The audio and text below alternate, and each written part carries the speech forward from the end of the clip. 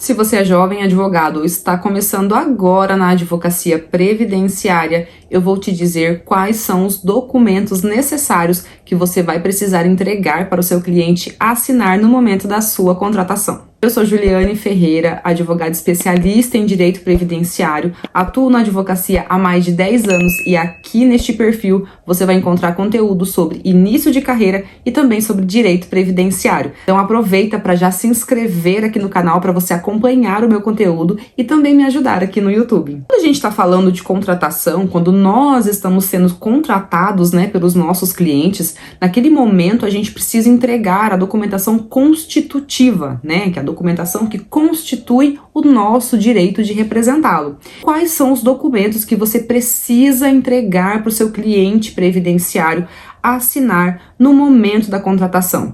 E nós vamos começar pela procuração. A procuração é muito importante porque você precisa se preocupar em abranger todas as necessidades que porventura você possa ter no momento, durante ali a representação processual. Não só processual, mas como também administrativa. Quando a gente lida com o INSS, com benefícios previdenciários, porventura a gente acaba lidando muito também no administrativo, tanto como eu já disse, com o INSS, ou às vezes buscando um documento médico, indo em algum órgão público, procurando um PPP, algum documento que vai constituir direitos do seu cliente. Então tudo isso precisa estar na sua procuração. Órgãos públicos, hospitais, INSS, você precisa abranger tudo lá. Outra coisa muito importante que precisa ter na sua procuração, senão você vai ter problema no momento de sacar o RPV lá no banco, que é o poder para você assinar o termo de isenção de imposto de renda. Quando chegar o momento de você dar entrada no RPV do seu cliente lá no banco,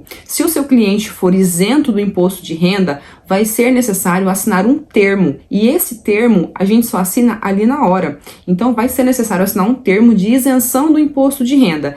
E se esse poder específico não constar na sua procuração, eles não vão deixar você dar entrada no RPV. E aí o que você vai ter que fazer? Ou levar esse cliente até o banco, ou pegar uma procuração nova, o que vai te dar um trabalho. Então já coloque esse poder na sua procuração. Outra coisa que eu coloco na minha procuração, não é uma regra, mas eu faço isso por questão de segurança, até para passar uma segurança para o cliente, é validade. Eu não determino uma data, mas eu coloco sim ali um tópico que esta procuração tem validade enquanto durar o trâmite deste processo. Isso traz uma segurança para o cliente, que aquela procuração só vale para aquilo ali e a gente não vai usar ela para mais nada. Outro documento importante é o contrato de honorários, e esse aqui precisa estar dentro dos limites da tabela da OAB do seu estado. Então é muito importante que você saiba, porque quando você for pedir destacamento dos seus honorários, essa cláusula precisa constar no seu contrato.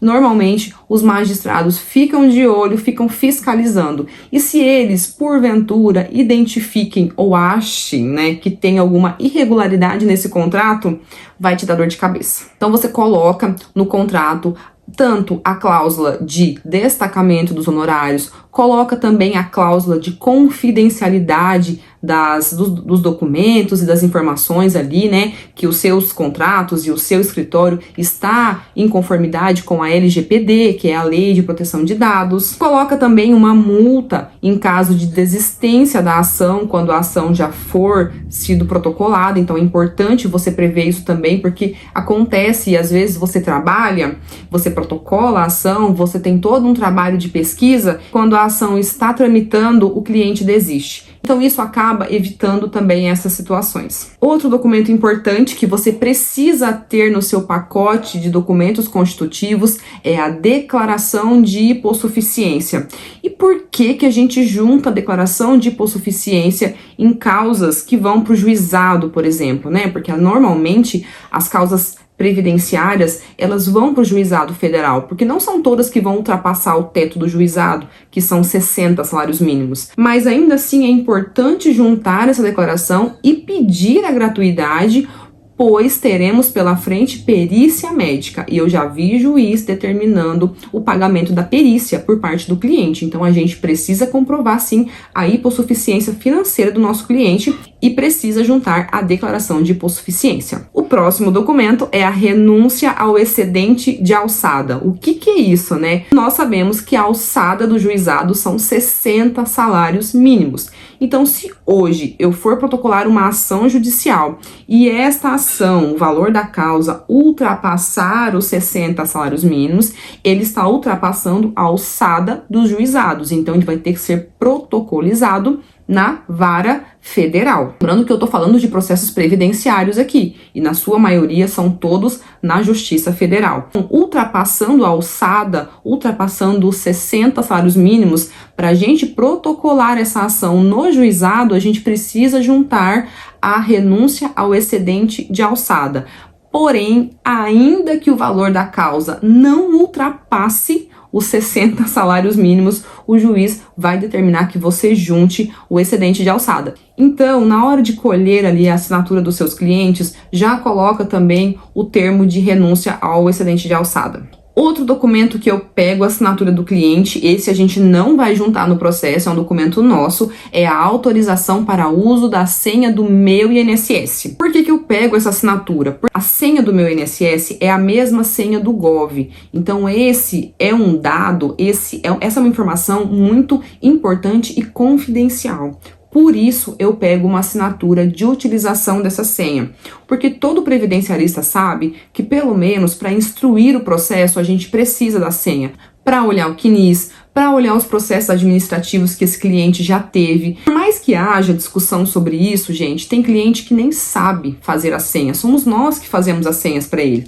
E se seu cliente não tem senha do INSS, você pega a sua procuração, vai até um guichê do INSS, que aí o servidor vai gerar uma senha provisória para você, você volta para casa e faz a senha do seu cliente. Pega essa autorização para você estar resguardado de que, olha, eu entrei sim no seu perfil do meu INSS, mas você me autorizou, eu tenho a sua autorização para essa senha. E nesta autorização, assim como no contrato, você coloca a informação de que o cliente só pode alterar a senha quando encerrar o processo previdenciário dele. O último documento, e não menos importante, esse aqui, gente, eu tenho feito por preciosismo até. Porque de uns tempos pra cá, os juízes têm solicitado que a gente apresente um documento chamado inexistência de litispendência.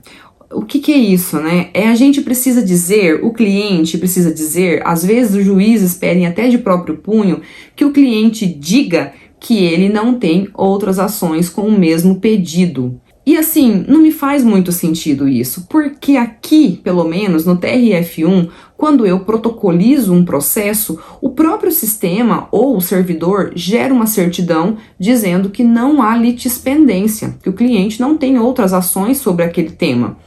Mas agora, ainda assim, os juízes têm pedido que o próprio cliente afirme de próprio punho que ele não tem outras ações. Então, o que eu faço? Eu já redigi uma declaração, eu mesma, e aí eu coloco o cliente para assinar dizendo que ele não tem outras ações sobre isso. E antes da gente continuar, eu quero te dizer que todos esses documentos, eles estão no meu pack de petições. Eu disponibilizo um pack de petições para vocês. Lá tem modelos editáveis, formatadas, modelos que eu uso no meu dia a dia, petições iniciais, impugnações, recursos, manifestações, documentos constitutivos, todos esses documentos estão lá. São documentos que vocês vão poder utilizar no dia a dia de vocês, e você vai encontrar petições de direito previdenciário, de direito cível e algumas de direito de família. Então, se vocês tiverem interesse no pack de petições, vai estar aqui na descrição do vídeo o link para vocês acessar.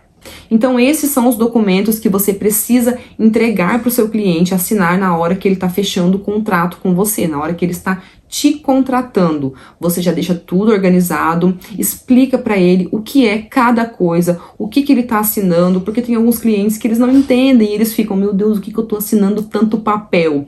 Então, se você explicar tudo direitinho, o cliente vai ficar seguro daquilo ali, e eu sempre deixo uma cópia do contrato com o cliente, tá? Os outros documentos não, porque são documentos segurança, né? De segurança meu, declaração, procuração, são documentos meus. Agora, o contrato não. O contrato eu pego, o meu contrato tem 2 folhas, eu pego a assinatura do cliente nas 2 folhas e aí eu deixo uma cópia com ele e fico com uma cópia para mim. Hoje, nesse momento, a minha advocacia, ela está quase toda online, né? Tá quase toda no virtual, então eu pego a assinatura virtual também através do ZapSign. Vou fazer um vídeo para vocês fazendo um tutorial de como utilizar o ZapSign para pegar assinaturas, para colher a assinatura dos clientes que vocês não tenham acesso, né? Clientes de outro estado, de outra cidade, que também facilita e é uma assinatura que é aceita pelos tribunais no momento. Então não esqueça de se inscrever aqui no canal, sou Juliane Ferreira, advogada especialista em direito previdenciário, e nós estamos aqui para falar do início da advocacia de forma descomplicada.